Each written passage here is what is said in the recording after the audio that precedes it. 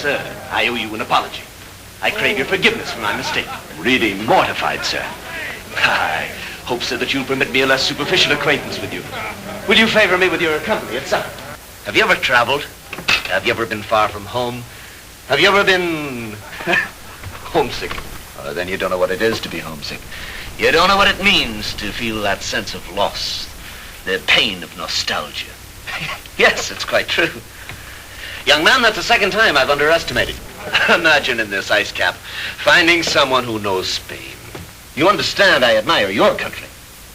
It's rugged and strong and impressive. It has all the virile qualities. From all your northern fastness here, the Viking spirit has dominated Europe. Well, what do the Vikings talk about in the evenings when they come home from war and hunting? Do they know the arts of living? Look at these people. I'll say this for them. They know how to enjoy themselves. At home, our people are less hearty, but more graceful. It's all a question of climate. You can't serenade a woman in a snowstorm.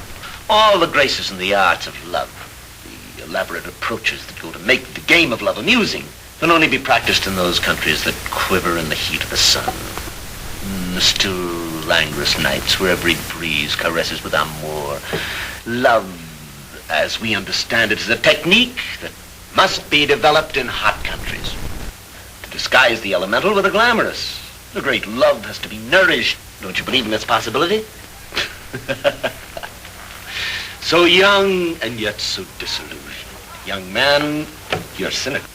Tell me, is there any truth to all these rumors? In Spain, we hear the queen is a blue stocking who cares more for learning than she does for love. I'm loath to force myself upon you, sir, but I'll tell you of Toledo and Cadiz and the bullfights of Madrid and the dancing of Seville. I feel, sir, we have much to say to each other. We've but broached our talk of men and countries and love and manners. Prepared to talk, I'm prepared to be quiet, whichever you prefer. My sleeping manners are beyond reproach. That's more I ask for than a bed for the night. It's a chance to talk of home. Am I so unpresentable? Do my manners disgust you? Does my speech bore you? If you find me so unbearable, forgive me for having imposed myself on you for so long. Say no more about it. I shall sit before the fire all night. If you're ever in Spain, I'll return the hospitality. You know, pushing through these snowdrifts is not like strolling under the orange trees at home. It takes muscle.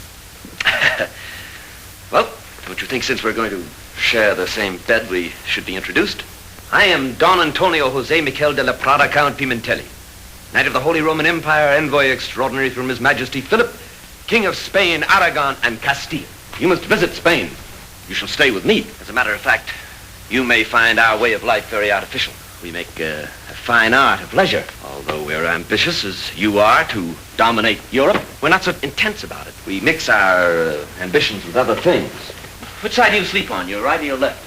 They say that a man should always sleep on his left side to keep his sword arm free. It's hereditary. It's instinct. Aren't you going to undress? Of course. It had to be. I felt it. I felt it. A presence. Oh, life is so gloriously improbable. You wait. I'll show you the whole living world.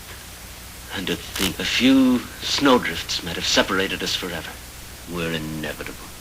Don't you feel it? There's a mystery in you. Ah, to have found anyone in this wilderness would have been miracle enough. But to have found you, this is too improbable.